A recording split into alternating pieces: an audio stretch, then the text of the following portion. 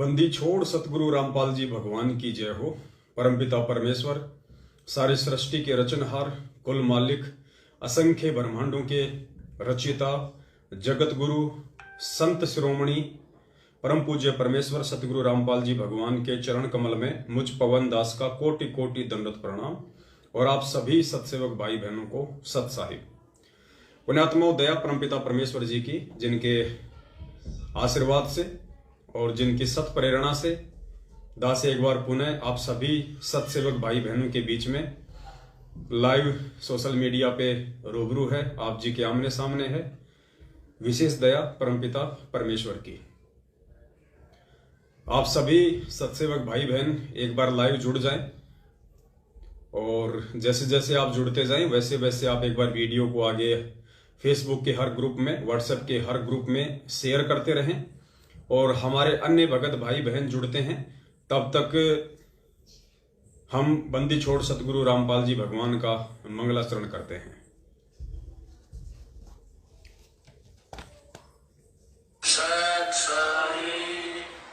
बंदी छोड़ कबीर साहिब की जय। बंदी छोड़ गरीबदास जी महाराज की जय। स्वामी रामदेवानंद जी महाराज की जय। बंदी छोड़ सतगुरु रामपाल जी महाराज की जय। सर्व संतों की जय, सर्व भक्तों की जय, धर्मी पुरुषों की जय, श्री काशी धाम की जय, श्री चुड़ानी धाम की जय, श्री करोठा धाम नमो नमो सतपुरुष को नमस्कार गुरु की नहीं। सुर नर मुनि जन साधवा संतों सरस्वती नहीं। सतगुरु साहेब संत सब डंडो तुम प्रणाम। आगे पीछे मत हुए तिनको कुर्बान। निराकार निर्विषम काल जाल निर्लेपम निज लीला गुणान। अकल अनूप वे सोन्न गुणान। सोहम सुरति समाप्तम सकल समाने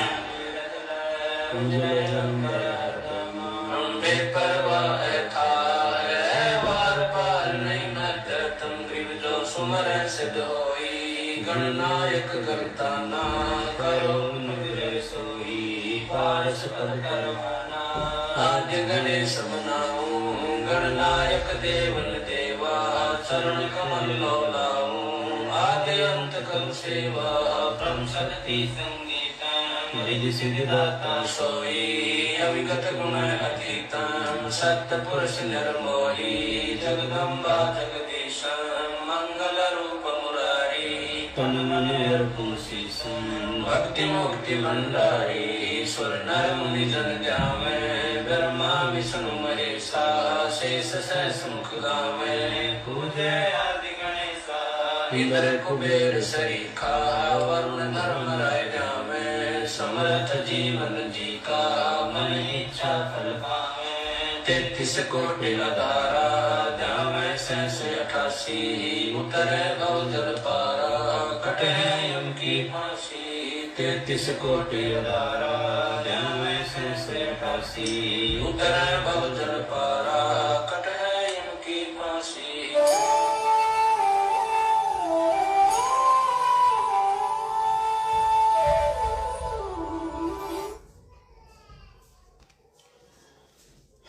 बंदी छोड़ सतगुरु रामपाल जी भगवान की जय हो। सत्साई भाई और बहनों, जो भी भाई बहन अभी जुड़े हैं, जुड़ते ही सबसे पहले यदि आपने वीडियो को शेयर नहीं किया है तो आप जी एक बार शेयर कर दें। और दूसरी बार जब वीडियो लाइव एंड हो उसके बाद भी आप जी एक बार जरूर वीडियो को शेयर किया करें।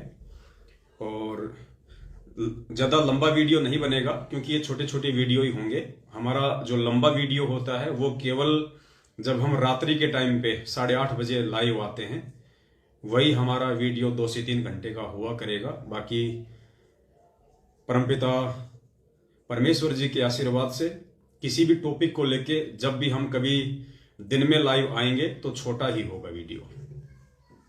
तो छोटी छोटी शंकाएं थी जिनके समाधान के लिए परमपिता परमेश्वर जी आप और हम सभी सत्सेवक भाई बहनों को लाइव आने के लिए निमित्त बनाते हैं।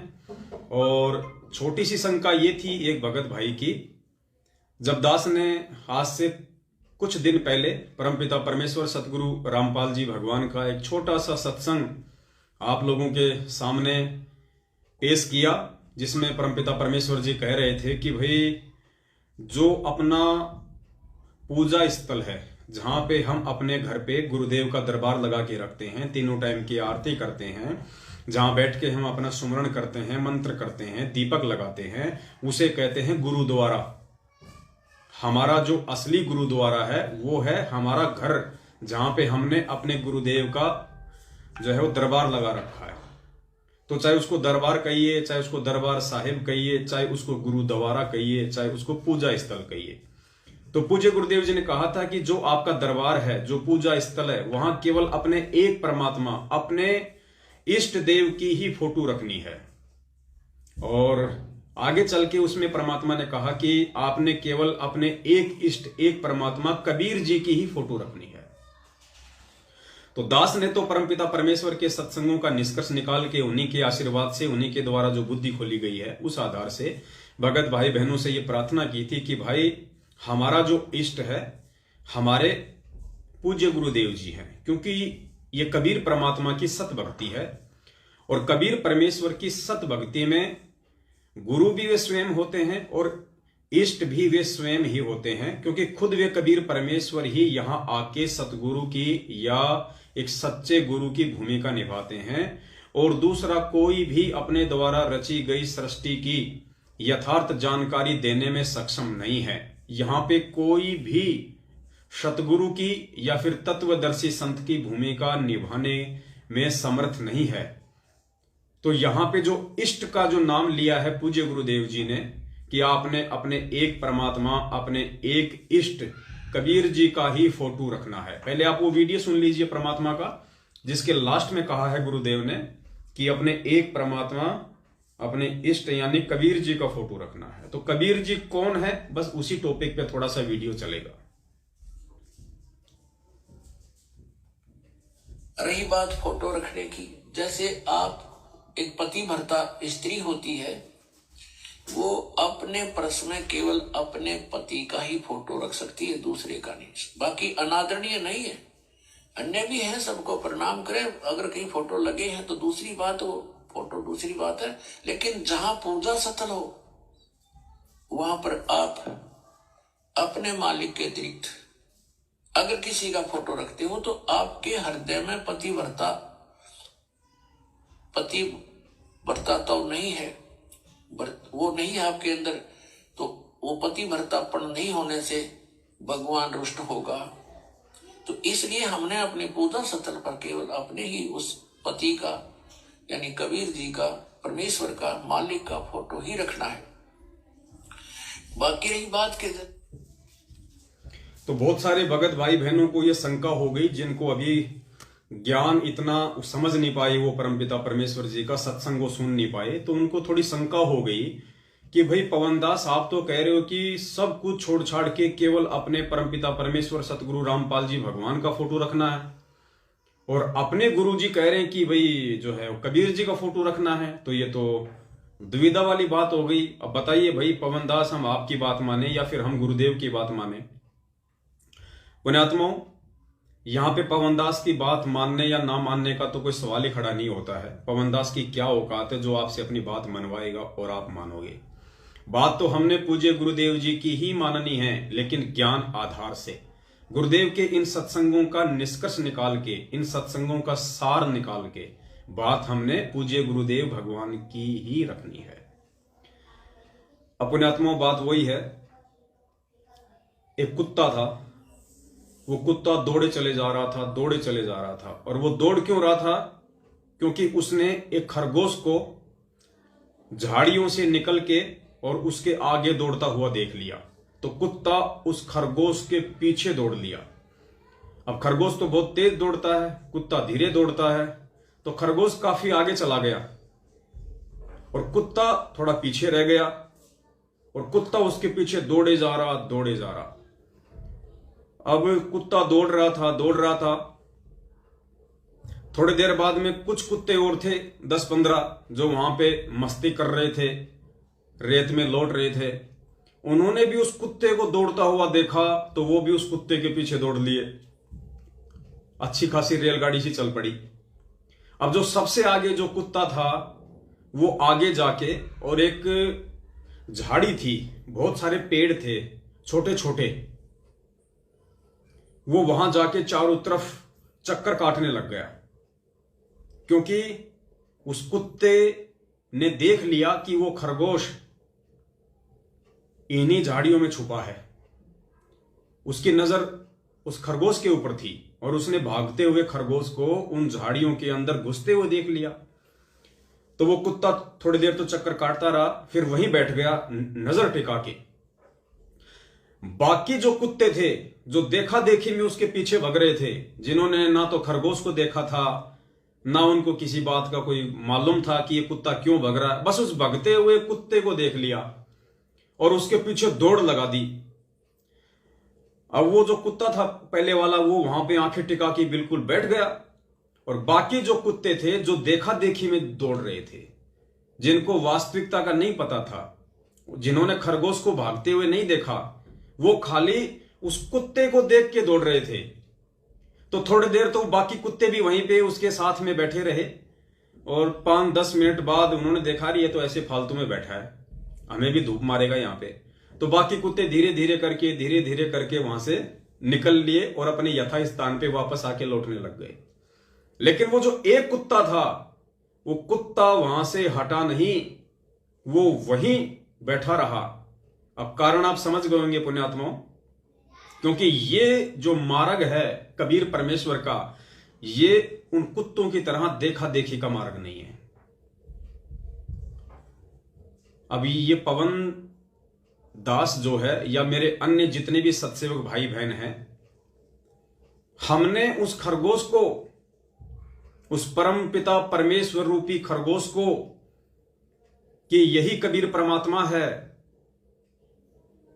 यही सारी सृष्टि का रचनहार है, और ये परमात्मा कभी मां के गर्भ से नहीं आता, और ये परमात्मा स्वयं ही सतगुरु का चोला धारण करके आता है, स्वयं ये परमात्मा प्रकट होता है, और यही वास्तव में तीनों लोकों में प्रवेश करके सबका भरण पोषण करता है। तो हम सत्सेवक रूपी कुत्तों ने अपने उस खरगोश रूपी सतगुरु को पहचान लिया, जान लिया, इसलिए हम पीछे नहीं हट रहे और ना हम पीछे हट सकते, क्योंकि हमने ज्ञान वाली आंखों से, जो सतगुरुदेव जी ने हमें दी है तत्व ज्ञान रूपी दिव्य दृष्टि, उस दिव्य दृष्टि से हम सभी सत्सेवक भाई बहनों ने उस परम पिता परमेश्वर अविनाशी सतगुरु रामपाल जी भगवान के दर्शन कर लिए हैं कि ये भगवान है, ये अंतर्यामी है, ये सारी सृष्टि का रचनहार है, और अगर इसका पल्लू छोड़ दिया किसी भी कारण से तो 84 लाख योनियों में जाने से कोई नहीं रोक पाएगा। इसलिए हम लोग अपने एक ही स्टैंड पे टिके हुए हैं। हमने गुरुदेव का प्रकट दिवस मनाना है तो मनाना है, क्योंकि हमने हृदय से उनको परम पिता परमेश्वर के रूप में स्वीकार कर लिया। इसलिए हमारे ही अन्य जो भाई हैं सतलोक आश्रम मैनेजमेंट हरियाणा वाले, हम उनकी गालियां भी खाएंगे, हम उनके धमकी भी सहेंगे, हम उनकी मार पिटाई भी खाएंगे, लेकिन हम अपने पूज्य गुरुदेव जी का पीछा नहीं छोड़ेंगे। हम उन्हें परमपिता परमेश्वर मानने से पीछे नहीं हट सकते। क्यों? क्योंकि हमने उस कुत्ते की तरह झाड़ी में, उन पेड़ पौधों में खरगोश को छुपते हुए देख लिया है। तो वो कबीर परमात्मा जो आज सतगुरु रामपाल जी भगवान के चोले में छुपा हुआ है, उसको हमने उन तत्व ज्ञान रूपी आंखों से देख लिया है, तो हम पीछे नहीं हट सकते। और कुछ भाई बहन ऐसे हैं जो हमारे विचारों से थोड़े समय के लिए प्रभावित हो जाते हैं। उन्हें लगता है कि पवन दास तो बिल्कुल ठीक कह रहा है, भाई ये तो सही कह रहा है, ये कहां से बेचारा गुरुद्रोही हो गया, ना इसने कभी गुरुजी को गाली दी, ना कोई निंदा करी, ना कोई चुगली करी, सारी बातें गुरुदेव के सत्संग दिखा दिखा के हमें बताता है। भाई ये बिल्कुल सही है पवन दास, इसको गुरुद्रोही कहने वाले खुद मूर्ख हैं। 5-10 दिन उस भाई पे ऐसा रंग चढ़ जाता है, और 6वें दिन जब उसके नाम का पीला पर्चा निकल जाता है, या उसके कोऑर्डिनेटर का उसके पास में फोन आ जाता है, तो फिर वो भाई जो आंधी की तरह आया था वो उन बाकी कुत्तों की तरह तूफान की तरह वापस भग जाता है। और अरे रे, इसको तो गुरुजी ने गुरुद्रोही कह दिया, अरे रे रे रे, ये तो गुरुद्रोही है, इसको तो गुरुद्रोही कह दिया गुरुजी ने। पुण्यात्माओं, उन भाई बहनों की जो स्थिति है वो उन बाकी कुत्तों के जैसी है। मैं उन भाई बहनों को कुत्ता नहीं कह रहा, क्योंकि हमने खुद भी अपने आप को कुत्ते की संज्ञा दी है। हम सब उस परमपिता परमेश्वर के हम कुत्ते ही हैं, लेकिन हम उन कुत्तों की श्रेणी में नहीं हैं जो दूसरों को देखा देखी हम उनका पीछा करते हैं। हम अगर पीछा कर रहे हैं तो अपने गुरु भगवान का कर रहे हैं, अपने गुरु भगवान को देख के उनका पीछा कर रहे हैं। और हमें दिलो दिमाग से, हमें हृदय से विश्वास हो चुका है कि धरती पे परमात्मा है और इन्हीं पेड़ पौधों में छुपा हुआ है, इन्हीं संत रामपाल जी भगवान के चोले में छुपा हुआ है, क्योंकि हमने आंखों से देख लिया। इसलिए हम उस कुत्ते की तरह वहीं नजर टिका के बैठ गए। लेकिन जो अन्य जो कुत्ते थे, जो हम सत्सेवकों को देख के, हमारे भक्ति भाव को देख के, हमारे लगन और समर्पण को देख के कुछ समय के लिए वो प्रभावित हो जाते हैं कि यार ये बहुत अच्छे हैं, यार ये साथ संगति के कार्यक्रम बहुत अच्छे हैं, यार बिल्कुल नियम में चलते हैं, मर्यादाओं में चलते हैं, गुरुजी का बहुत सम्मान करते हैं, ना कोई गंदी राजनीति करते, ना कोई आरक्षणबाजी करते, ना कोई उल्टे सीधे काम करते, ना किसी से कोई ज्योति पाठ और दान का पैसा लेते भाई, और इन पे तो गुरुदेव बहुत प्रसन्न है। इन सब बातों से प्रभावित होके बेचारे वो भी देखा देखे में हम सत्सेवक रूपी कुत्तों के पीछे दौड़ लगा देते हैं। लेकिन पुण्यात्मा वो टिक नहीं पाते, इसलिए नहीं टिक पाते क्योंकि उन्होंने ज्ञान आधार से दौड़ नहीं लगाई। उन्होंने अपने परमपिता परमेश्वर सतगुरु रामपाल जी भगवान को पूर्ण परमात्मा मान के हम सत्सेवकों की संगति नहीं की।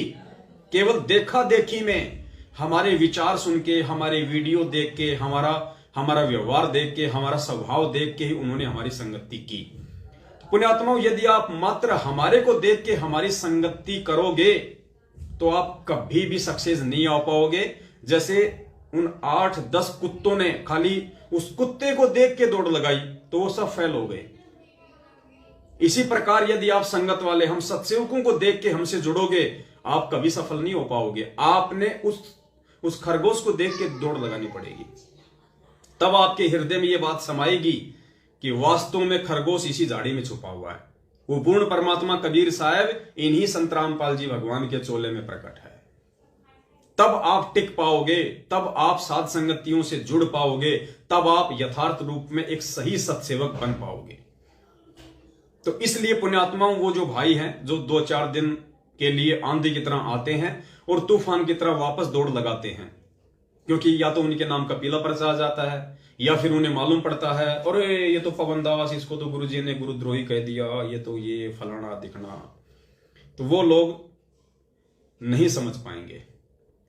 तो पुण्यात्माओं, कहने का मतलब है यहां पूज्य गुरुदेव जी जो बात कह रहे हैं कि आपने अपने पूजा स्थल पे, आपने अपने घर में, अपने दरबार पे केवल एक परमात्मा की फोटो रखनी है, केवल अपने एक इष्ट देव की फोटो रखनी है, और लास्ट में गुरुदेव नाम बताते हैं कबीर परमात्मा।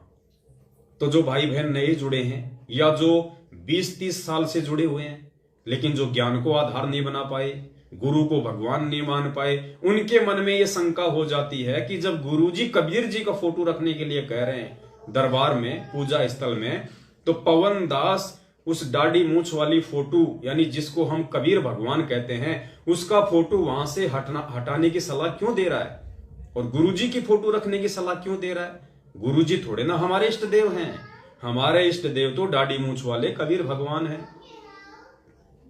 पुण्यात्माओं, यही हम लोग फेल हो जाते हैं। गुरुदेव ने हमें कितनी बार बताया कि 650 साल पहले वो कबीर परमेश्वर आया और उसने खूब डंके की चोट पे अपने आप को भगवान साबित करने की कोशिश की कि भाई मैं ही परमात्मा हूं, मैं ही भगवान हूं। सुन रामानंद राम हम बावन नरसिंह, और गरीबदास तेरे रूप बिना और न दूजा अंग, ऐसी कुछ वाणी है मालिक की।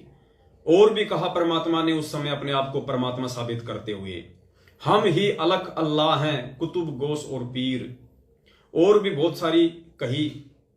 सुन स्वामी राम मैं, सुन स्वामी राम हम बावन नरसिंह, पता नहीं कितनी वाणियां बोली उस समय परमात्मा ने 650 साल पहले कि भैया मैं ही कबीर हूं, मैं ही परमात्मा हूं। मैं ही सारी सृष्टि का रचनहार हूं। लेकिन उसके बाद भी 64 लाख में से एक ने भी उनको परमात्मा के रूप में स्वीकार नहीं किया।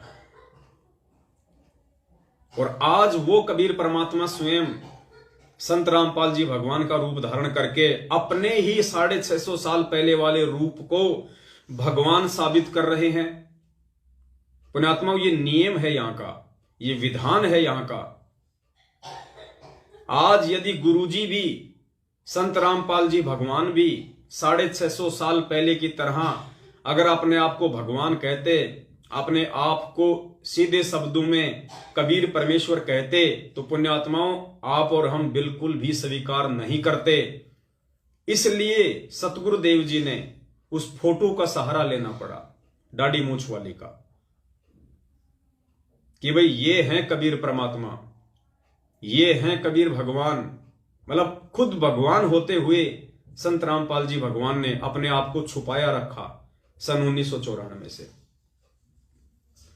अपने आप को छुपा के रखा।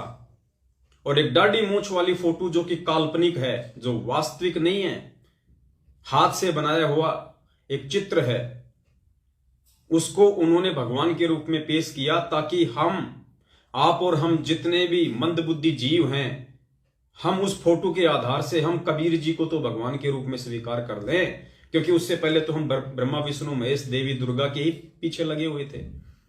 इसलिए उस दाढ़ी मूंछ वाली फोटो का सहारा लेना, उस फोटो को कबीर भगवान के रूप में आप और हमारे सामने पेश करना गुरुजी के लिए जरूरी था। ये गुरुजी की मजबूरी कह लीजिए या फिर जरूरी कह लीजिए, क्योंकि अपने आप को गुरुजी भगवान कह नहीं सकते।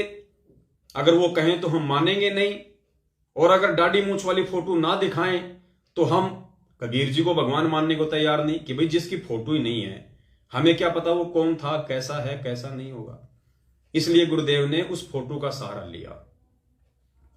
अब पुण्यात्माओं, जब खुद वो कबीर परमात्मा संत रामपाल जी भगवान के रूप में आके अपने ही 650 साल पहले वाले रूप को भगवान साबित कर रहा है, तो संत रामपाल जी को तो भगवान मानने का सवाल कोई पैदा नहीं होता, क्योंकि सारी संगत की जो सोच है, दृष्टि है, वो भगवान के रूप में, परमात्मा के रूप में तो दाढ़ी मूंछ वाली फोटो के ऊपर टिक के रह गई। तो संत रामपाल जी महाराज जी को भगवान कौन माने? और संत रामपाल जी महाराज जी कहें मैं भगवान हूं तो कोई मानने को तैयार नहीं। इसलिए पुण्यात्माओं, ये जो सेवा है, ये जो ड्यूटी है, ये संत रामपाल जी भगवान ने अपने आप को कबीर परमात्मा घोषित करने के लिए, साबित करने के लिए आप और हम जैसे तुच्छ सत्सेवकों को निमित्त बनाया, जो उनके द्वारा दी हुई सद्बुद्धि का उपयोग करते हुए, उन्हीं के द्वारा किए हुए अनमोल सत्संगों को आधार बना के आज आप और हम सभी भगत भाई बहन अपने अन्य भगत भाई बहनों को समझाने का प्रयास कर रहे हैं कि भैया कबीर को भगवान साबित करने वाला खुद कौन होगा। क्या आज से पहले किसी ने कबीर जी को भगवान साबित किया? कबीर जी को भगवान माना? नहीं माना। तो जो आज कलयुग की बिचली पीढ़ी में कबीर जी को भगवान कह रहा है, वेदों से, शास्त्रों से उनको प्रमाणित कर रहा है, तो कबीर जी को कबीर परमात्मा साबित करने वाला संत रामपाल जी भगवान खुद कौन है? इस बात पे तुम्हारा ध्यान क्यों नहीं जाता? क्योंकि कबीर जी को तो खुद कबीर जी ही परमात्मा साबित कर सकते हैं, परमात्मा साबित कर सकते हैं, दूसरा कोई भी उनके विषय में नहीं बता सकता। इसलिए पूज्य गुरुदेव जी अपने इस सत्संग में जो कह रहे हैं कि जो आपका पूजा स्थल है, जो आपका दरबार है, वहां पे केवल एक परमात्मा, एक इष्ट परमात्मा अर्थात कबीर जी का ही फोटो रखना चाहिए, वरना आप पतिव्रता आत्मा नहीं कहलाओगी और परमात्मा आपसे दूर रहेगा। अब पुण्यात्माओं, इस बात को हमने समझना है कि वो हमारा इष्ट एक कौन है। अगर एक की फोटो रखनी है पुण्यात्माओं, गुरुदेव ने क्या कहा, केवल एक अपने इष्ट देव की ही फोटो रखनी है जहां पे अपना पूजा स्थल है। तो पुण्यात्माओं, फिर हम दो फोटो क्यों रख रहे हैं? जब एक ही फोटो रखने का आदेश है तो हम दो फोटो क्यों रख रहे हैं? हम वो गुरु गोविंद वाली फोटो क्यों रख रहे हैं, जिसमें ऊपर की तरफ तो दाढ़ी मूंछ वाले जिनको आप कहते हैं कबीर परमात्मा, और नीचे संत रामपाल जी भगवान। जब गुरु जी का स्पष्ट आदेश है कि पूजा स्थल पे केवल एक फोटो रखनी है अपने इष्ट की, अपने परमात्मा की, और नाम बता दिया गुरु जी ने क्या, कबीर परमात्मा, तो फिर संत रामपाल जी भगवान की फोटो संगत पूजा स्थल पे क्यों रखती है? पुण्यात्मा, ये विचार करना पड़ेगा। जब गुरु जी का आदेश केवल एक फोटो रखने का है तो दो फोटो नहीं रख सकते। अब दो में से कौन सी फोटो रखनी है ये निर्णय करेगी आपकी बुद्धि। यदि आपने गुरुदेव के सत्संग ध्यान से सुने हैं तो ये आपकी बुद्धि काम करेगी यहां पे कि आपने कौन सा फोटो रखना है। अगर आपने एक फोटो रखने के चक्कर में अगर अपने पूज्य गुरुदेव का फोटो हटा दिया तो भी आप मार खा जाओगे। क्यों? क्योंकि खुद पूज्य गुरुदेव जी कहते हैं कि गुरु बड़े हैं गोविंद से, और मन में देख विचार हरि सुमरे सो रह गए, और गुरु भजे होए पार। अगर गुरु जी का फोटो हटा दिया तो हम मार खा जाएंगे, क्योंकि गुरु को तो भगवान से भी बड़ा बताया है। और अगर हमने दाढ़ी मूंछ वाली फोटो को हटा दिया तो भी आपके मन में शंका पैदा हो जाएगी बिना ज्ञान के कि गुरु जी तो खुद कह रहे हैं कि भैया पूजा स्थल पे केवल कबीर परमात्मा की फोटो रखनी है, और अगर हमने कबीर परमात्मा की फोटो हटा दी तो हम तो अपने गुरुदेव की आज्ञा का उल्लंघन कर रहे हैं, तो भी हम मार खा जाएंगे।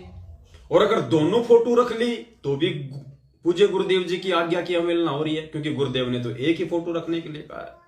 तो पुण्यात्माओं, ऐसी धर्म संकट की स्थिति में पूज्य गुरुदेव जी का सत्संग ही एकमात्र आधार बनेगा। और परमात्मा कहते हैं, हमें पूज्य गुरुदेव जी ने गीता जी अध्याय नंबर 2 श्लोक नंबर 53 में पढ़ाया कि अर्जुन, जब तक तरह तरह के विचार सुन सुन के तेरी बुद्धि एकाग्रचित नहीं हो पाएगी, जब तक तू एक परमात्मा को नहीं चुन लेगा, और जब तक तू इस ज्ञान को आधार बना के अपना एक डिसीजन नहीं कर लेगा कि क्या भक्ति सही है और कौन भगवान सही है, तब तक तो तू भगत की श्रेणी में भी नहीं है, तू योगी भी नहीं है। तो पुण्यात्माओं, सत्सेवकों को छोड़ के 90% जो संगत है आज वर्तमान में, जिन्हें हम परमपिता परमेश्वर सतगुरु रामपाल जी भगवान के शिष्य कहते हैं, वो 90% लोग जो सतलोक आश्रम मैनेजमेंट हरियाणा के पीछे ज्ञान को आधार ना बना के गांधारी की तरह आंखों पे अज्ञानता की काली पट्टी बांध के बैठे हुए हैं, इस मार्ग पे चल रहे हैं, उनके लिए सबसे बड़े धर्म संकट की स्थिति है। और सत्सेवकों ने तो अपना स्टैंड ज्ञान आधार से क्लियर कर ही लिया, क्योंकि हम तो वो कुत्ते हैं जिन्होंने खरगोश को अपनी आंखों से उन झाड़ियों में छुपते हुए देखा है। इसलिए हम अपना स्टैंड बहुत समय पहले 2019 में ही क्लियर कर चुके हैं, क्योंकि सन 2019 से हम सत्सेवक परमपिता परमेश्वर सतगुरु रामपाल जी भगवान को अविनाशी मान चुके हैं, उनको अजन्मा मान चुके हैं, उनको प्रकट हुआ मान चुके हैं 8 सितंबर 1951 के दिन। इसलिए हम प्रतिवर्ष 8 सितंबर को अपने पूज्य गुरुदेव भगवान का प्रकट दिवस मनाते हैं, ना कि जून के महीने में दाढ़ी मूंछ वाली फोटो को भगवान मान के उसका प्रकट दिवस। तो जिन भाइयों की यह शंका थी कि भाई अब हम क्या करें ऐसी स्थिति में, पवनदास जी हम आपकी बात माने या हम गुरुदेव की बात माने, तो भाई आपने पवनदास की बात नहीं माननी है। पवनदास की आपने केवल वही बात माननी है जो बात पूज्य गुरुदेव जी के सत्संगों से 101% मेल खाती है।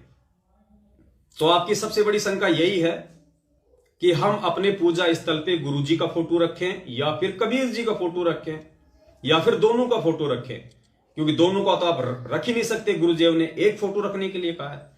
तो आपका सबसे बड़ी शंका भी यह है कि दोनों में से हम कौन सी फोटो को चूज करें।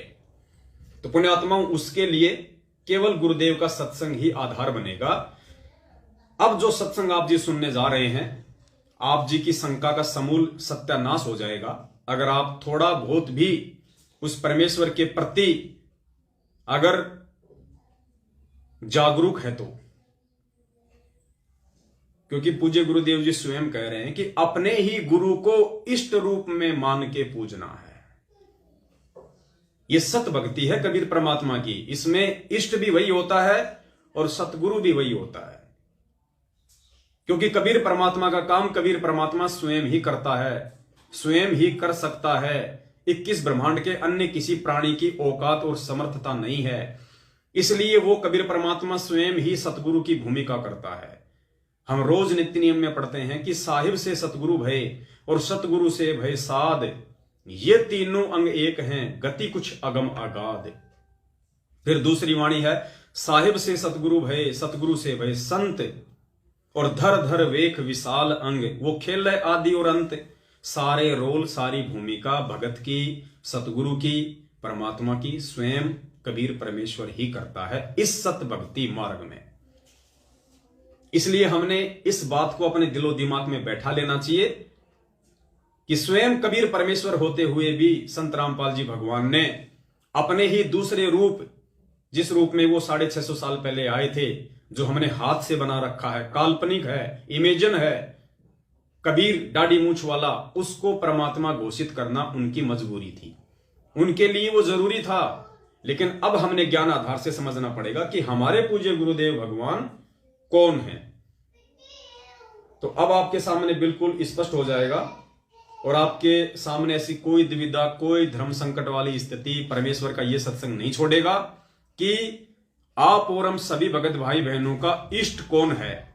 जिस इष्ट की फोटो रखने के लिए गुरुजी हमें कह रहे हैं, हमें आदेश दे रहे हैं कि पूजा स्थल पे हमने केवल एक परमात्मा का फोटो रखना है, अपने इष्ट देव का फोटो रखना है। किसका? कबीर परमात्मा का। तो भाई वो कबीर परमात्मा स्वयं सतगुरु रामपाल जी भगवान है और गुरु ही इस भक्ति मार्ग में इष्ट होता है। खुद गुरुदेव अपने सत्संग में कह रहे हैं, ध्यान से सुन लेना, इससे बड़ा सबूत पूरी सृष्टि में आपको कहीं नहीं मिलेगा। 1 मिनट का सत्संग है, बीच में खुद गुरु जी कह रहे हैं कि अपने ही गुरु को इष्ट रूप में पूजना है। क्लियर? फिर कौन हुआ हमारा इष्ट? जब गुरुजी खुद कह रहे हैं कि अपने ही गुरु को इष्ट रूप में पूजना है। गुरुजी ने ये तो नहीं कहा कि दाढ़ी मूछ वाली फोटो को इष्ट रूप में पूजना है। क्लियर? तो घर में किसकी फोटो रखनी है? केवल परमपिता परमेश्वर बंदी छोड़ सतगुरु रामपाल जी भगवान की। एक पति को छोड़कर आन में आस्था रखने वाली पत्नी को व्यभिचारिणी कहती है। तो अपने ही पति से हर इच्छा पूरी हो, उसी को पति भर्ता कहते। तो हम जब पति भर्ता पद पर आ जाएंगे तो परमात्मा कहते हैं, पति भर्ता जमी पर जो जो धर है पावे, समर्थ झाड़ू देते है ना काटा लग जावे। ऐसा भक्त जब अपने एक इष्ट पूर्ण परमात्मा पर अपने ही गुरु को इष्ट रूप में मानकर जब अपने जीवन रूपी सफर में, क्या कह रहे हैं गुरुदेव? अपने ही गुरु को इष्ट रूप में मानकर। दोबारा सुन लो एक बार। ऐसा भक्त जब अपने एक इष्ट पूर्ण परमात्मा पर अपने ही गुरु को इष्ट रूप में मानकर जब अपने जीवन रूपी सफर में प्रस्थान करता है रास्ते पर, तो परमात्मा उस जीवन रूपी सफर के पाप कर्म रूपी कांटों को बुहारना शुरू कर देता है, उसके दुखों को खत्म करना शुरू कर देता है, झाड़ू देता चलता है कि मेरी प्यारी आत्मा के कांटा ना लग जाए। तो भाई और बहनों, समझदार को संकेत ही काफी होता है, ज्यादा समझाने की आवश्यकता नहीं पड़नी चाहिए। बाकी तो फिर जानवर है जिसको लट्ठों से समझाया जाता है। समझदार वही होता है जो ठोकर खा के समझ जाए, और उससे भी ज्यादा समझदार वो होता है जो दूसरे की ठोकर से समझ जाए और अपना अंगूठा फुड़वाने से बच जाए। अब ये आपके ऊपर निर्भर करता है, आप अपना अंगूठा फुड़वा के संत रामपाल जी भगवान को भगवान मानोगे, या हम जैसे सत्सेवक जो अंगूठा फुड़वा के आज आप चिल्ला रहे हैं आपके सामने कि गुरुदेव ही भगवान है। आप रोज संध्या आरती करते हो, मेरे गुरुदेव भगवान, दियो काट काल की फांसी, मेरे गुरुदेव भगवान। अरे जब तुम रोज संध्या आरती में अपने गुरु को भगवान कह रहे हो, तो फिर भगवान को भगवान मानने में तुम्हें शर्म क्यों आ रही है? फिर 2 भगवान दुनिया में कौन आ गए? फिर अपने दरबार में, अपने पूजा स्थल पे और किस भगवान की फोटो रखोगे जब खुद आप अपने गुरु को भगवान कह रहे हो, मेरे गुरुदेव भगवान? तो फिर भगवान कौन हुआ? इष्ट कौन हुआ? फिर भी नहीं समझे तो गुरुजी ने सत्संग में स्पष्ट समझा दिया कि अपने ही गुरु को भगवान मान के उसकी पूजा करनी है। तो क्लियर हो गया कि अपने पूजा स्थल पे, अपने घर में आपने जो दरबार लगा रखा है बंदी छोड़ का, उस दरबार में ही नहीं, ये पवन दास तो ये कहेगा कि पूरे घर में दाढ़ी मूंछ वाली फोटो को भूल जाओ, उसके ऊपर क्रॉस मार दो। ऐसे तो पता नहीं भगवान के करोड़ों रूप हैं, करोड़ों, कितने रूप में परमात्मा आता है जाता है, आता है जाता है। किन किन को पूजोगे? वक्त गुरु से बेड़ा पार होगा सत भक्ति में। और कबीर की सत भक्ति में वक्त गुरु स्वयं कबीर परमात्मा ही बन के आता है। बाकी गुरुदेव ने स्पष्ट कर ही दिया। तो पुण्यात्माओं, निवेदन है, देखा देखी में उन कुत्तों की तरह हम सत्सेवक रूपी कुत्तों के पीछे मत दौड़ लगाओ, वरना थक हार के थोड़े दिन में वापस बैठ जाओगे।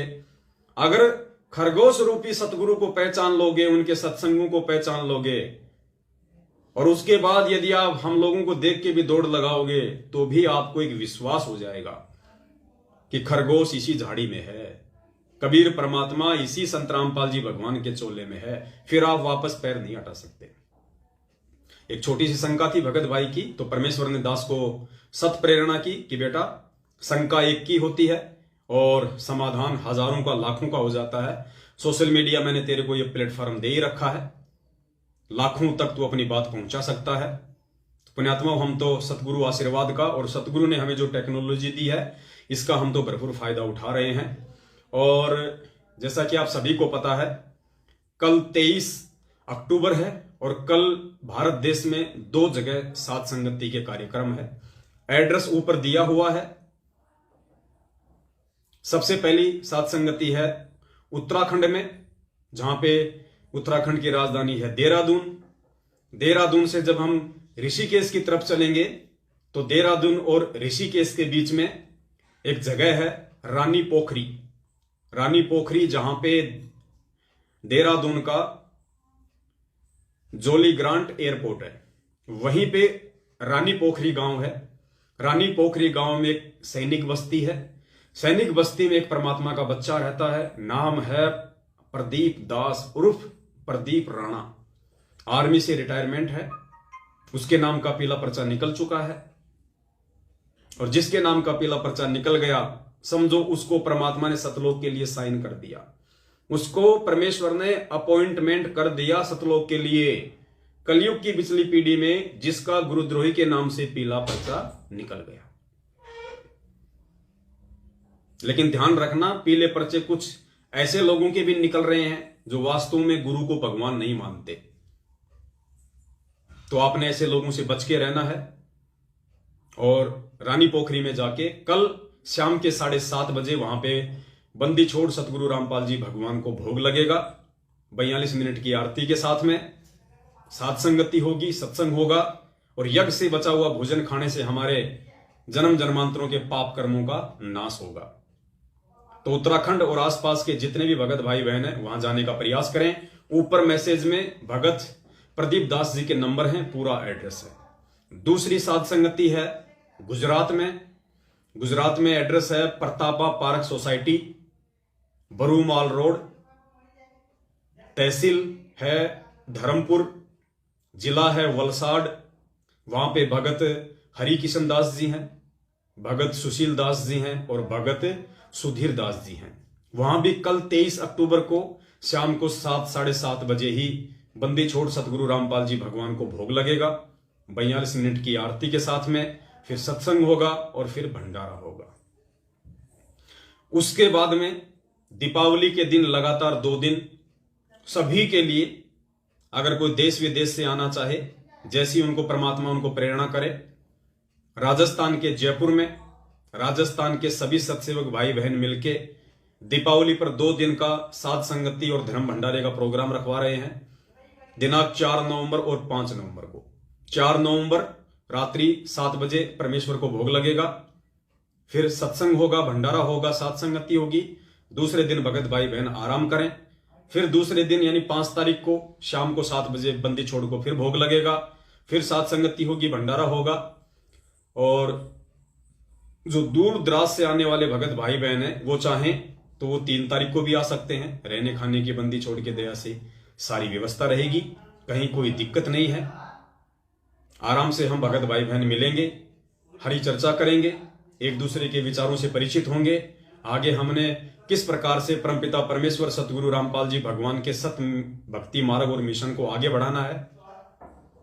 और तब तक जो भक्ति बोध पुस्तक है वो भी छप के आ जाएगी।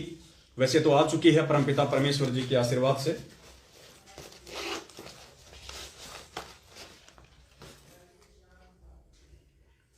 ये परमपिता परमेश्वर ने भक्ति बोध पुस्तक छपवाई है, जिसपे सबसे ऊपर लिखा है बंदी छोड़ सतगुरु रामपाल जी भगवान की जय हो। पवित्र भक्ति बोध पुस्तक है, बाकी सेम वही है। अंदर सबसे पहले बंदी छोड़ सतगुरु रामपाल जी भगवान का फोटो है और लिखा भी यही हुआ है, बंदी छोड़ सतगुरु रामपाल जी भगवान की जय। नीचे उसी बंदी छोड़ सतगुरु रामपाल जी भगवान के जो अन्य रूप हैं, 650 साल पहले वाला, गरीबदास जी वाला, और परमपिता परमेश्वर सतगुरु रामपाल जी भगवान ने 17 फरवरी 1988 को अपना एक मुंह बोला गुरु बनाया, जैसा कि 650 साल पहले कबीर जी ने रामानंद जी को बनाया। उनका फोटो है, उन महापुरुष का फोटो है। और उसके बाद में तीनों समय की आरती है, सारा सब कुछ वही है, भोग की आरती है। और सबसे लास्ट में परमात्मा ने एक चीज और इसमें ऐड करवा दी, वो ऐड करवाई है नियम। जो प्रथम नाम दीक्षा के समय जो नियम होते हैं वो परमपिता परमेश्वर ने सारे के सारे नियम यहां पे ऐड करवा दिए हैं। क्योंकि बहुत सारे भगत भाई बहनों को ये चिंता होती थी कि भगत जी नियम क्या है, नियम क्या है। तो ये भक्ति बोध पुस्तक, और पीछे सतलोक आश्रम बरवाला की फोटो है और वहां का एड्रेस है। क्योंकि बरवाला आश्रम किसी के बाप दादे की प्रॉपर्टी नहीं है, हम सबका है। ये हमारे पूज्य गुरुदेव जी ने अपने खून पसीने की कमाई से, अपने ही बच्चों के दान और धर्म से ये आश्रम खड़ा किया था।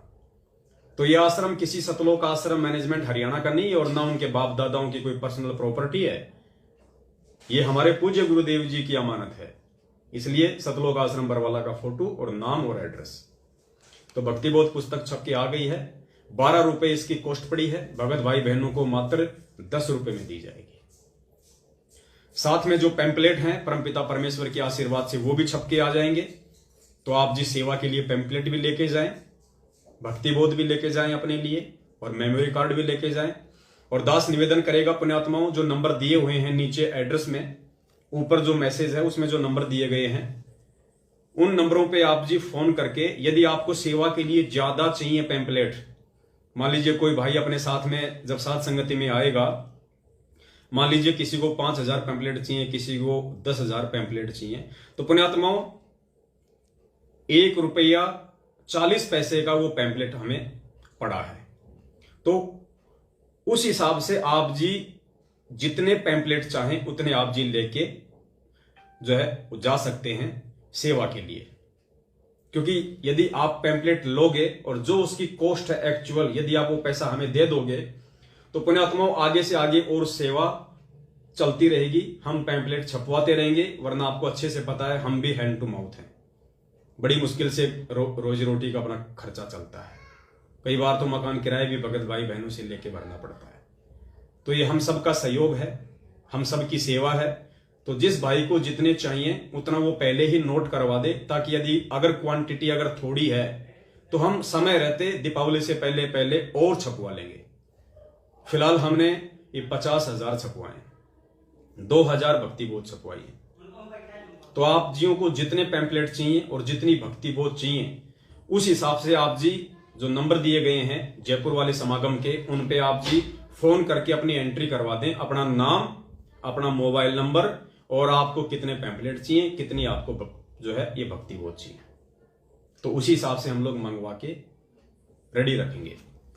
और दूसरी बात, दास बार बार कहता है, दास एक बार फिर से अपने भाई बहनों से, माताओं से, बच्चों से ये निवेदन करना चाहेगा कि पुण्यात्माओं परमपिता परमेश्वर ने 8.5 अरब की जनसंख्या में से अपने 20 लाख भक्तों को चुना। 20 लाख में से परमात्मा ने अपने चंद हीरे मोती लाल सतसेवकों को चुना। और पुण्यात्माओं अब इस परमपिता परमेश्वर के सत भक्ति मार्ग में, उनके मिशन में किसी भी प्रकार का डिफॉल्टर हमें नहीं होना है। ये जो मार्ग सतसेवकों के माध्यम से परमात्मा ने प्रारंभ करवाया है, बहुत ही निर्मल मार्ग है। शुद्ध मार्ग है, ये पवित्र मार्ग है। काल एजेंट कोशिश बहुत इस मार्ग को दूषित करने की करते आए हैं, आज भी कर रहे हैं और आगे भी अपनी नापाक कोशिशें करते रहेंगे। लेकिन परमेश्वर का मार्ग, जैसे गुरुदेव कहते हैं ना कि जो अंधा गधा होता है उसके लात के डर से ट्रेन नहीं रुकती है।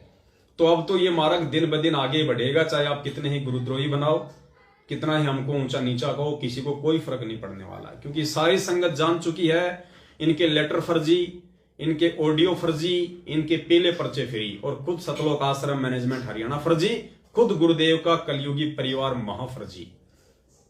और अगर कोई चीज सत्य है तो केवल पूज्य गुरुदेव जी के सत्संग है, और उसके बाद यदि कोई चीज सत्य है तो पूज्य गुरुदेव जी के सत्संगों के आधार से हो रही साध संगति ही सत्य है। तो सबकी आंखें खुल चुकी हैं। 7 साल से उन्होंने मैनेजमेंट की भी संगति करके देख ली, अपने हाड़ गोडे अच्छे से तोड़वा के देख लिए, ज्योति पाठ और दान का पैसा खूब दे के देख लिया, इशार की तारीखों पे जा जाके अपने घुटने तोड़ के देख लिए, किसी को कोई लाभ नहीं है, जैसे थे वैसे के वैसे हैं। तो अब लोग मजबूरन जिसको भक्ति करनी होगी, जो अच्छी आत्मा होगी, वो तो सत्सेवकों के साथ में ज्ञान आधार से जुड़ जाएगी, और जो निकम्मी आत्मा होंगी, जिनके भक्ति संस्कार कमजोर होंगे, वो मैनेजमेंट की संगति करते करते, और मैनेजमेंट की संगति का मतलब है सबसे पहले अपनी मर्यादा तोड़ना। तो मर्यादा तोड़ने वाले को लाभ होने नहीं। जब तक बैटरी थी तब तक ठीक था, बैटरी डिस्चार्ज हो गई, आगे भक्ति बन नहीं रही, पहले की सारी तुमने खा ली, थोड़ी बहुत थी मैनेजमेंट ने जाट आरक्षण में, राजनीति में, रक्तदान में, देदान में, आनंदपाल की सीबीआई जांच में तुम्हारी बर्बाद करवा दी। तो अब वो खाली खोके रह गए। अब वो उन खाली खोकों में अगर थोड़ी बहुत भी सद्बुद्धि होगी, तब तो वो अपने जाने अनजाने की तमाम गलतियों की समायाचना करके बंदी छोड़ सतगुरु रामपाल जी भगवान से सत्सेवकों के साथ जुड़ के वापस अपना मटका भक्ति से भरना शुरू कर देंगे। और जो बिल्कुल ही बेबुद्धि हैं, वो अपने गुरुदेव में दोष निकाल देंगे, गलती खुद की, और दोष निकालेंगे गुरुदेव में कि यार इतनी भक्ति कर रहे हैं, इतने पाठ करवा दी, इतनी ज्योति करवा दी, इतनी बार तारीखों पे चला गया है, कोऑर्डिनेटर की भी बराबर में चापलूसी कर रहा हूं 7 साल से, फिर भी कोई फर्क नहीं पड़ रहा मेरे ऊपर। तो वो अपने गुरुदेव में दोष निकाल के स्वयं की गलती के चलते इस मार्ग को छोड़ के या तो दूसरे पंथों में धक्के खाएंगे, या फिर वापस अपना उन्हीं भक्तियों में लग जाएंगे।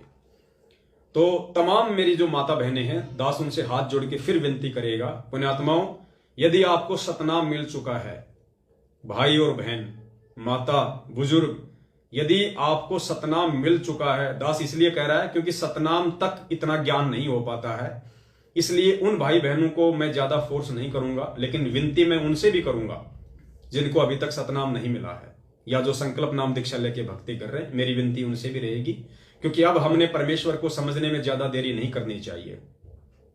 गुरुदेव कहते हैं ना, साहिब ने भेद दिया सब खोला अपनी सतलोक राजधानी का। जब सारा भेद परमात्मा ने खोल दिया तो हमने समय नहीं लेना चाहिए वो आगे समझने में। लेकिन जिनको सतनाम मिल चुका है, उन माता बहनों से मेरा निवेदन है, आप साध संगति के जिस भी प्रोग्राम में जहां भी जाएं, पुण्यात्माओं, पाखंड रहित होके जाएं, आडंबर रहित होके जाएं, मान बढ़ाई और दिखावे से दूर होके जाएं। आपके शरीर के किसी भी अंग पे किसी भी प्रकार का सोने चांदी का या नकली आभूषण नहीं होना चाहिए। यदि आप साध संगति की तरफ अपना पैर रख रही हैं तो आपके जो वस्त्र हैं बहुत ही शोभनीय होने चाहिए, बहुत ही सभ्य होने चाहिए, ढीले ढाले होने चाहिए। आपके वस्त्र चटकीले, मटकीले और भड़काऊ नहीं होने चाहिए।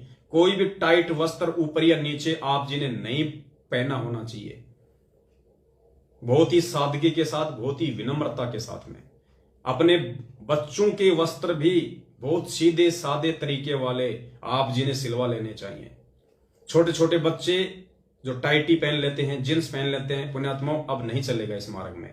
आज यदि आप उनको नहीं टोकोगे तो कल फिर जब वो अपनी व्यवस्था में आ जाएंगे, फिर वो आपकी बात नहीं मानेंगे। तो बच्चों पे यदि भक्ति का रंग चढ़ाना तो बचपन से चढ़ाओ। और बच्चे अपने माँ बाप को देख के ज्यादा सीखते हैं, ज्यादा चलते हैं। बच्चे समझाने से कम और देखने से ज्यादा समझते हैं। तो आप एक भगत बन के रहोगे अपने घर में और साध संगतियों में और समाज में, तो आपके बच्चे ऑटोमेटिक आपको देख के 90% तो वैसे ही भगत बन जाएंगे। तो चाहे जयपुर की साध संगति हो या चाहे देश विदेश में कहीं भी साध संगति हो सत्सेवकों की, उस साध संगति में जो भी माता बहन भाई आए, वो किसी भी प्रकार का अपने किसी भी अंग पे कोई भी आभूषण सोने चांदी का या आर्टिफिशियल ज्वेलरी नकली आभूषण भी नहीं होने चाहिए। शोभनीय वस्त्र हों, ढीले ढाले वस्त्र हों, जैसा कि दास बार बार जिक्र करता है, बहुत ही सादगीपूर्ण तरीके से, वरना हम परमपिता परमेश्वर के दोषी हो जाएंगे। हालांकि यदि आप सोना पहन के भी आ गई तो हम आपको रोकेंगे नहीं, लेकिन पुण्यात्माओं, परमेश्वर आपको हृदय से उस साथ संगति में स्वीकार नहीं करेगा। परमेश्वर आपको अपना आशीर्वाद नहीं देगा। और जब परमेश्वर ही आपको पसंद नहीं कर रहा, परमेश्वर आपको अपना आशीर्वाद नहीं दे रहा, क्योंकि जब आप सोना पहनेंगे तो पुण्यात्माओं साथ में काल को भी आशीर्वाद जाता है, क्योंकि सोने में काल का प्रवेश है। गुरुदेव ने स्पष्ट मना कर रखा कि सोना नहीं पहनना। तो परमेश्वर आपके साथ साथ काल को आशीर्वाद क्यों देगा? उसने तो वैसे बखेड़ा शुरू कर रखा है, तो आशीर्वाद फिर आप भी नहीं ले पाओगे यदि काल को आपने अपने ऊपर धारण कर रखा है तो। और जो भी भगत भाई बहन जिनको थोड़ी बहुत समस्या रहती है, ठूठा रहती है भक्ति करते करते भी, उनकी सबसे बड़ी समस्या यही है कि अभी तक वो गुरुदेव के ज्ञान को आधार नहीं बनाए हुए हैं। वो माता बहनें आज भी अपने शरीर पे सोना धारण करती हैं, चांदी धारण करती हैं। और पुण्यात्माओं, सबसे बड़ा जो रीजन होता है सोना उतारने का, गुरुदेव ने बताया कि औरत को गहनों से बहुत प्यार होता है, और गुरुदेव का आदेश है गहना नहीं पहनना। तो जो औरत गहना उतार देगी, इससे साबित हो जाएगी कि उसने गहने से ज्यादा, आभूषणों से ज्यादा अपने गुरुदेव को महत्व दिया है, इसलिए परमात्मा उसके नजदीक आते हैं। आपने रामानंद जी की कहानी तो सुनी होगी, जब वो पीपा के पास गए थे, भगत पीपा, और उसकी एक रानी थी सीता, 3 रानियां थी। तो जब भगत पीपा जी को ज्ञान हुआ तो उसने अपनी रानियों से सलाह मशवरा किया कि साहब मैं तो संन्यास ले रहा हूं, राजपाट तुम संभालो, बच्चे युवा हो गए, मैं अपनी भक्ति करूंगा, अपना पीछा छुड़ाऊंगा। तो वो कहने लगी नहीं जी नहीं जी, ऐसा थोड़ी होता है, हम भी आपके साथ चलेंगे, हम भी भक्ति करेंगे। तो पीपा जी ने रामानंद जी से कहा कि भगवान ये तो फिर वो की वो स्थिति हो गई मेरे पीछे। तो रामानंद जी ने कहा कि भाई ठीक है, देखते हैं चल के। तो रामानंद जी साथ में गए और उनसे कहा कि देखो बेटी, अगर हमारे साथ चलना है तो भाई ये सोना जो है अपने शरीर से उतारना पड़ेगा। तुम हमारे साथ चलोगी, रास्ते में कोई गुंडा मिल गया, कोई गुंडा मिल गया, कोई ऊतपना मिल गया, तुम्हारे साथ साथ हमें भी कूटेगा पीटेगा, तुम्हारी को भी ले जाएगा, तुम्हारे गहने भी ले जाएगा। तो इस अगर हमारे साथ चलना है, भक्ति करनी है, तो ये सोना उतार दो। तो गुरुदेव ने बताया उनमें से 2 रानियां थी, उन्होंने कहा कि नहीं जी सोना नहीं उतरता हमारे से। तो यो अच्छा बाबा है, सोना उतरवाने वाला। और फिर परमात्मा ने बताया, गुरुदेव ने, कि उनमें एक थी सीता, उसने तुरंत अपने सारे गहने उतार दिए, लो जी बोलो। फिर परमात्मा ने उसकी और परीक्षा लेनी चाहिए, जो गुरुदेव ने बताया कि बेटी ऐसे नहीं, हमारे साथ चलना तो कति नंगी होके चलना पड़ेगा। वहीं साड़ी उतारने लग गई। तो रामानंद जी ने कहा कि बस बेटी बस, हम तो तेरे अंदर के भाव देखना चाहते थे कि तू ऊपरी मन से कह रही है या तेरे अंदर भी कोई जगह है। तो पुण्यात्माओं, यदि आप साथ संगति में आना चाहते हैं और कहीं आप ये सोचो कि भाई जयपुर जाएंगे या दूसरी जगह जाएंगे, खाली साथ संगति में सोना उतार दो, घर आके वापस पहन लेंगे, पुण्यात्माओं वो अंतर्यामी भगवान है। आप साथ संगति में तो अपने आप को बहुत अच्छी माता बहन साबित कर दोगी, लेकिन बंदी छोड़ की नजरों में तो आप वैसी की वैसी रही। फिर फायदा क्या हुआ? हमें दिखा के क्या करना है, क्या मिल जाएगा आपको?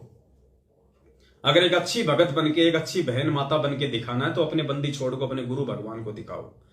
गुरु जी कहते हैं जो पतिव्रता औरत होती है, चाहे आध्यात्मिक दृष्टि में हो चाहे सामाजिक दृष्टि में हो, वो अपने घर और बाहर एक जैसी रहती है। अपने घर और बाहर वो एक जैसी रहती है, उसमें कोई बदलाव नहीं आता। उसे कहते हैं असली पतिव्रता।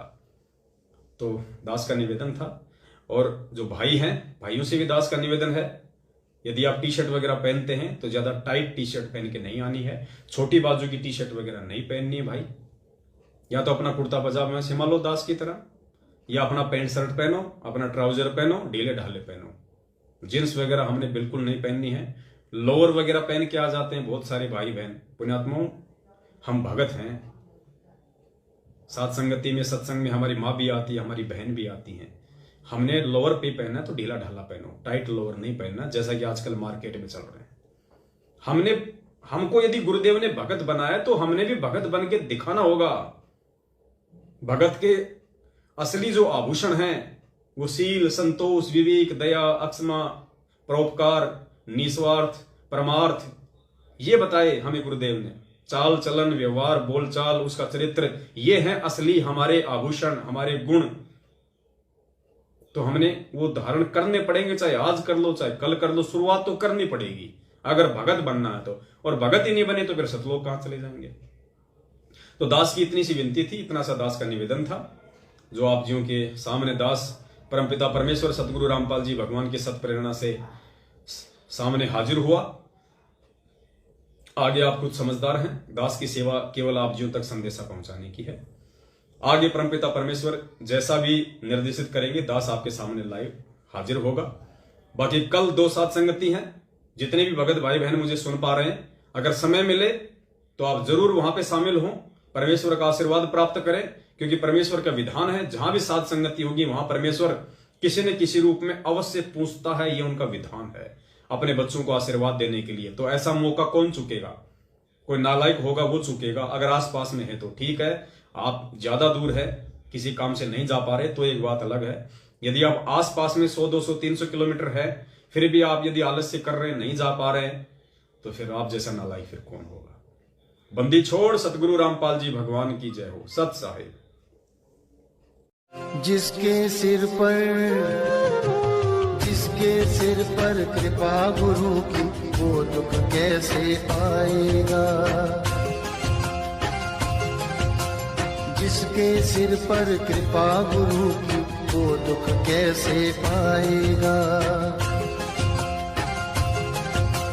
नाम गुरु जी का जप लेगा, नाम गुरु जी का जप लेगा, जीवन सफल बनाएगा। जिसके सिर पर